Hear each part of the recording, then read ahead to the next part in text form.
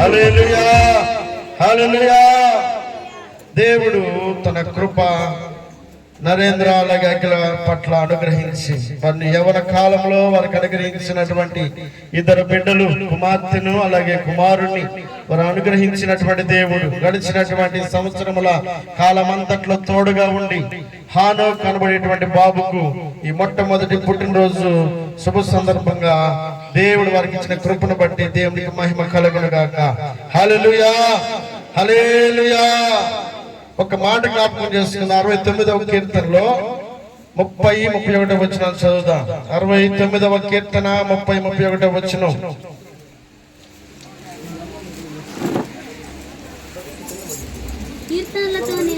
కీర్తనలతో నేను దేవుని నామమును స్తుతించెదను, కృతజ్ఞతాస్తుతులతో నేను ఆయనను గణపరచెదను.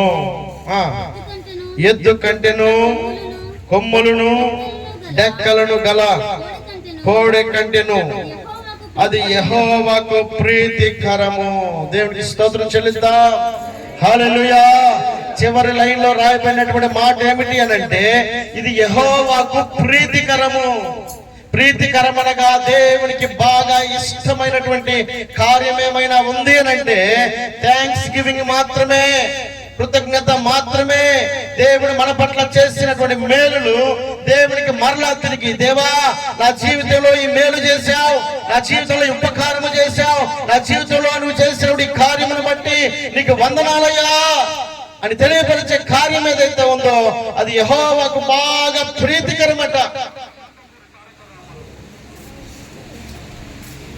ఇందాక దైవజనులు ప్రభుదాసయ్య గారు చెప్తూ అన్నాడు కదా, ఏమని? ప్రతి విషయమునందు కృతజ్ఞతాస్తుతులు చెల్లించుడి, ఇలాగు చేయుట యేసుక్రీస్తునందు మీ విషయములలో దేవుని చిత్తము అని రాయబడింది. ఇక్కడేమో ఇది యెహోవాకు ప్రీతికరము, అక్కడేమో అది దేవుని చిత్తము. దేవుని చిత్తము అనగా దేవుని యొక్క ఇష్టము, తన హృదయంలో ఉన్నప్పుడు సంతోషాన్ని దేవుడు జ్ఞాపకం చేస్తూ ఉన్నాడు. ఏది అనగా దేవునికి కృతజ్ఞత చెల్లించడమే. ఇప్పుడు ఇది కాల సమయంలో ప్రియులు నరేంద్ర గారు అలాగే అఖిల గారిని ప్రేమించి వారి జీవితంలో దేవుడు చేసిన మేలు ఏమిటి? కారణం దేవుడు వారి జీవితంలో ఒక్కసారి దేవుడిని గొప్పతనాన్ని, దేవుడి యొక్క మాటలను, దేవుడు చేసిన కార్యాలను జ్ఞాపకం చేసుకోవడానికి మనం ఒక్కసారి కనుక ఆలోచన చేయగలిగితే కీర్తన భాగము 127వ కీర్తన 3వ వచనం రాయబడింది. కీర్తన భాగం 127వ కీర్తన 3వ వచనం. 127వ కీర్తన 3వ వచనం. కుమారులు యెహోవాను గ్రహించు స్వాస్థ్యము, ఆ గర్భఫలము. అదండి హానోకి ఇంకా భూమి మీదకి రాకమునిపే ఇదిగో అఖిలాను నరేంద్రాన్ని ప్రేమించి వారి జీవితంలో దేవుడు చేసిన మేలు, వారి కృతజ్ఞత చెల్లించడానికి కారణం దేవుడు అక్కడ కార్యాన్ని ప్రారంభిస్తా ఉన్నాడు. ఏమిటా కార్యం అనగా గర్భఫలము యెహోవా అనుగ్రహించు బహుమానమై ఉంది. గర్భఫలము లేకపోతే, గర్భఫలాన్ని దేవుడు ఇవ్వకపోతే ఈరోజు హనాకు కనబడేటువంటి బాబు వారి చేతులు కనబడేవాడు కాడు. కాబట్టి ప్రారంభము దేవుని యొక్క ద్వారా వారి జీవితంలో సంక్రమిస్తా ఉంది. కాబట్టి దేవుడు చేసిన మేలు ఏమిటి అనగా ఆయన గర్భఫలాన్ని ఇచ్చాడు. ఆ గర్భఫలము వారి కృతజ్ఞత చెల్లించడానికి కారణం అవుతా ఉంది ఈ దినాన. రెండవ మాట మనకు జ్ఞాపకం చేసుకుని 139వ కీర్తన 13వ వచనం చూద్దాం. 133వ కీర్తన 13వ వచనం. 139వ కీర్తన 13వ వచనం. నా అంతరంద్రములను నీవే కలుగజేసితివి, నా తల్లి గర్భమందు నన్ను నిర్మించిన వాడవు. ఎవరు నిర్మించారంట? గర్భఫలమనిచ్చిన దేవుడు. ఆ గర్భములో పిండమై ఉండగానే ప్రతి అవయవ భాగాన్ని నిర్మించినటువంటి దేవుడు ఆయన చేసిన కార్యాన్ని జ్ఞప్తికి తెచ్చుకోగలిగినప్పుడు కృతజ్ఞత హృదయపూర్వకంగా రాగలుగుతుంది. దేవుడు చేసిన మేలు యెహోవా అనుగ్రహించినటువంటి ఆ గర్భఫలమట, అది అంతరంద్రియములను దేవుడు నిర్మించాడట. తల్లి గర్భములో ఉండగానే గర్భఫలము ప్రారంభించిన దేవుడు అంతరంద్రములను నిర్మించిన వాడై ఉన్నాడు. దేవునికి మహిమ కలుగును గాక. అందును బట్టి కీర్తనకారుడు అంటాడు, నేను నీకు కృతజ్ఞతాస్తుతులు చెల్లిస్తా ఉన్నా. మొదటిగా దేవుడు వారి చేతుల్లో గర్భఫలమునిచ్చాడు. ఆ గర్భఫలములో ఉన్నటువంటి తల్లి గర్భములో ఉండగానే అంతరంధ్రములు నిర్మించాడు దేవుడు. అందును బట్టి దేవునికి స్తోత్రం. మూడవది మనం ఆలోచన చేసినప్పుడు 22వ కీర్తన 9వ వచనాన్ని చూద్దాం. త్వరగా ముగించుకుందాం. 22వ కీర్తన 9వ వచనం. గర్భము నుండి తీసిన వాడవు నీవే కదా, నేను నా తల్లి యొద్ద స్తన్యపానము చేయుచుండగా నీవే కదా నాకు నమ్మిక పుట్టించితివి. నీవే కదా నాకు నమ్మిక పుట్టించితివి. ఇప్పుడు ఆను కనబడేటువంటి బాబుని ఎదుర్కొంటే నా దగ్గర ఉండడు. ఎందుకుంటాడు?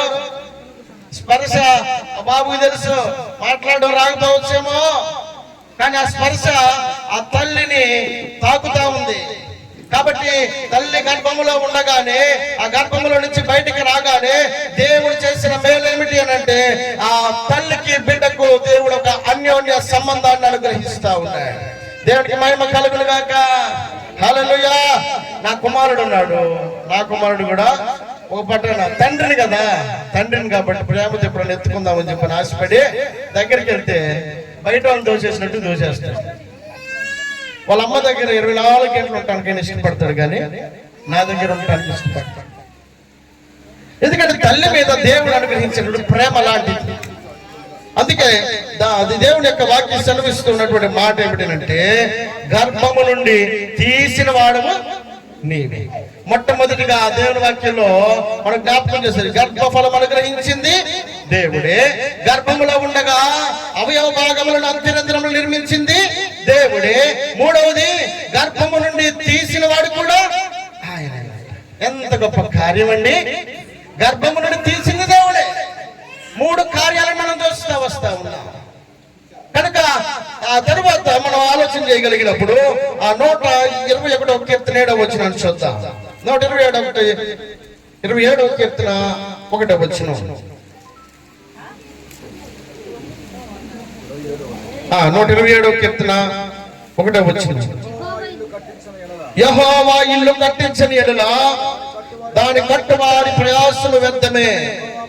యెహోవా పట్టణమును కాపాడని యెడల దాని కావలి కాయవారు మేలుకొని ఉండటం కూడా వ్యర్థమే.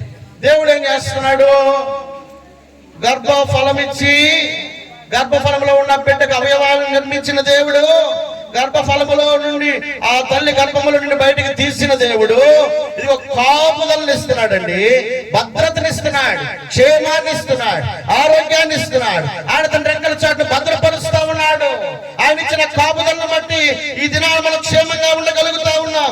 121వ కీర్తన ఒక మాట జ్ఞాపకం చేసుకుందాం. 121వ కీర్తన 5వ వచనం. యెహోవాయే నిన్ను కాపాడువాడు, నీ కుడి ప్రక్కన యెహోవా నీకు నీడగా ఉండును. పగలు ఎండ దెబ్బ నీకు తగలదు, రాత్రి వెన్నెల దెబ్బ నీకు తగలదు.